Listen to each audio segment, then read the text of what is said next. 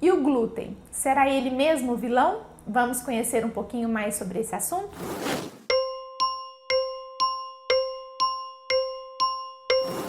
Falaremos sobre o glúten, essa proteína tão presente na nossa alimentação, na nossa cultura, presente nas quitandas, no macarrão que tanto gostamos. Será que comemos esse alimento em pouco ou grande quantidade? Será que não é o excesso do consumo que faz mal? Acredito que sim, para a maioria das pessoas. Então vamos lá, vamos entender um pouquinho o que tem nesse alimento que às vezes faz mal para as pessoas. A legislação brasileira permite um alto índice de contaminação nos farináceos, nos produtos que têm glúten, como fragmentos de insetos, como micotoxinas. Então, se não estivermos com o nosso intestino bem íntegro, será que esse alimento vai fazer bem ou mal? Outra coisa, o glúten é uma proteína muito grande, ele é de difícil digestão. Quando temos uma proteína de difícil digestão, muito se faz de sobra para a microbiota intestinal, para a fermentação. Essa fermentação produz gases, produz incômodo, pode aumentar a permeabilidade intestinal pela própria disbiose. Então, sintomas gastrointestinais podem advir pela dificuldade que nosso corpo tem em digerir essa proteína. E será que temos enzimas suficientes para fazer essa digestão?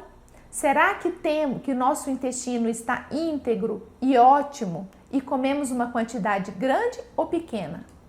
Outro fator, nós temos já estudos que comprovam que aquelas catracas, as tight junctions, que são aquelas catracas que ligam célula a célula no intestino, que elas podem ser rompidas pelo glúten.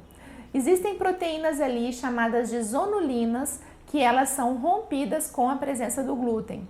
Isso em maior ou menor grau, dependendo da quantidade da ingestão, dependendo da susceptibilidade individual.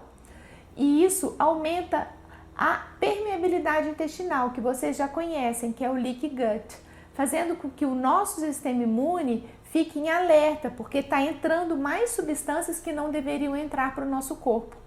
Então, será que a ingestão em grande quantidade do glúten, aliada àqueles outros fatores que nós conversamos, pode ou não dar sintomas?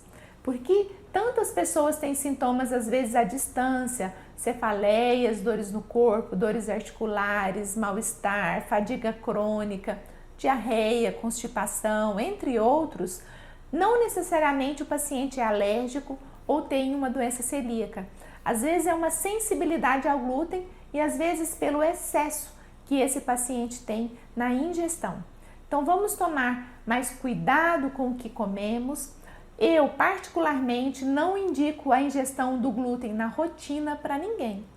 Apesar de adorar um pão com manteiga, depois que eu soube, que eu estudei tudo isso, eu oriento aos meus pacientes que não têm sintomas ou que têm sintomas esporádicos para ter uma alimentação não na rotina, de forma mais espaçada, assim a gente dá tempo do nosso corpo fazer melhor digestão, não ter tanta disbiose, reduzir a incidência de permeabilidade intestinal.